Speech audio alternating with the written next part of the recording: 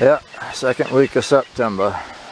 Not very pretty, but I had to go up there and cut some brush, and I piled it all over the tops of the mountain pens with the outdoor runs. A little inch wire because I started having hawk trouble again. In all these years of raising birds, I've only had hawk trouble twice. Once was last spring, winter and spring. I took care of that one, and that one got killed right in this pen. They grab them, they perch on top, and I don't know how they do it, but they can time them just right when they start flying all over the place, and they hit the top, and bang, they get grabbed. And it wasn't an owl. All the night guards that I have, of course they're kind of buried now, but they keep the owls off. I still got some over here on all the Mern's pens, on the faces of them. There's some more mountains in there. They don't bother the chickens. The chickens don't fly up to the top, and they're smart enough to stay away from the sides. So I gotta cut a few more before dark and put them over these Bensons. And night guards on the face of every pen, because I'd have owls landing up here, and then they'd fly over, grab the mesh, scare the living shit out of the Merns. The Merns would be bouncing up. If I didn't have that foam padding, they'd scalp themselves right to the skull. So, but, feathers all over the pen, get knocked out of them from all that bouncing and panicking. So, yeah, have to put night guards up over everything. Every row flashing down that way. See, I got one over there on that top that keeps all the owls off the top of this row. And I got one on the top of that end too, so shooting beams both ways does it. I just replaced that one here. That one burnt out. One thing about this brush too, it would keep owls off, but like I say, with those night guards, they don't bother. And cutting all the blackberries down up here, and all the little popples, and some of the pine trees that have been coming up, and along with a bunch of other stuff. And, there's a little tear down pen. I'm gonna save some of the stuff from it and rebuild it sometime, but it's the last thing on my list right now. I got so goddamn much work to do. It's insane. But yeah, but if you look at all the mountains I got, there's a mother hen with a couple that are, she doesn't need them, they don't need her now, of course, but they're together for some reason. So, and I get pen after pen, right, full of mountains. And this ain't all of them. I got them in the shed still, and I got pens full of them down back in the north wing. So and I've got a few in this pen over here. Pile the brush to that too. Those blackberries got some thorns too, so that'll help out a lot. And these I got corrugated material, so that keeps them off. So I just had to pile it in the middle. These two bunches and that bunch, and some that have been hen raised down the other end, nearly full grown, not quite full colored, not quite full plume length, but in another month I should be able to sex most of them. Start sending them out to the cooler areas of the country around mid-October. Get a pile of people after them. So, but I've got about 250 birds, give or take. So hopefully I won't be getting whittled down by hawks anymore. I got two bantam hens that I chuck some of the later end of the season eggs in, and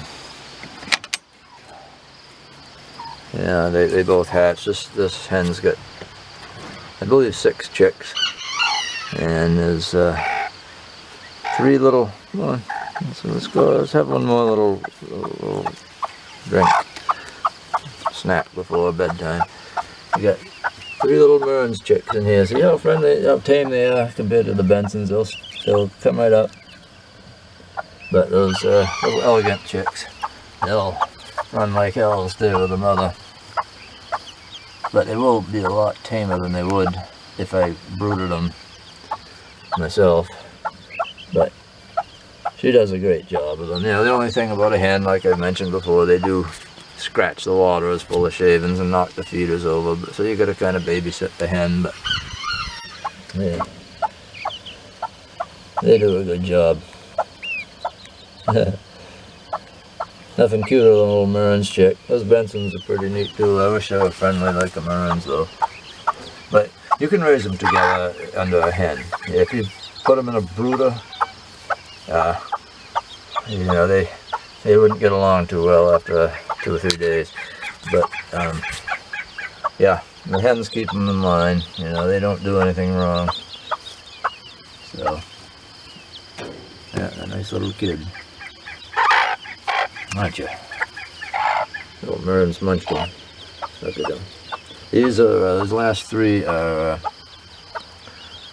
the kids of Russ and Ida. The potato quail. So, yeah, I keep the feeding water right in here. It's handy. I grind it right up for the first week into consistency of cornmeal. And after about 1.5 weeks, 2 weeks, I can eat the regular crumble. But, tiny little chicks are not like a chicken or a pheasant or a partridge. So it's got to be done. This makes a good broody coop. I've had hens raise so many chicks in here. The only thing I did was on all my pens actually. I never really intended them to be broody coops, and I always liked the 1-inch wire just for visibility. But I put the 1/2 inch, just either stapled it on over or tucked it in on the inside so the chicks, on the small, they can't fall through the 1-inch holes. But by the time they're old enough to fly and fly up to here, they're too big to get through the 1-inch holes. So, yeah.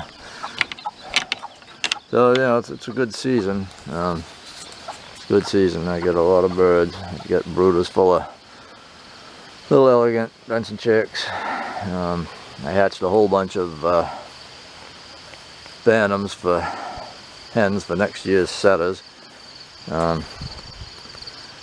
Plus I got a lot of roosters too. One pen had to pull breast feathers out, damn thing. Yeah, got a lot of roosters. But Mearns. That's Kevin, the Canadian male. And that's my F1 male, right there, the blue band. That's Digger. He likes to dig and scratch a lot, so he's been called Digger. Yeah, I gotta finish cutting some boughs for the Bensons and call it a day. Now, of course, then I gotta go in the garage and the cellar and the shed, and I still got a lot of chicks and brooders. So chicks and grow out pens in the shed. Well, not chicks. They're ready to put outside. Got a local guy that's supposed to come over and pick some up. I can get a hold of them in the next day or so. Oh, we got some wind. I can't haul, so for a couple of days. So hopefully, you can come pick them up, and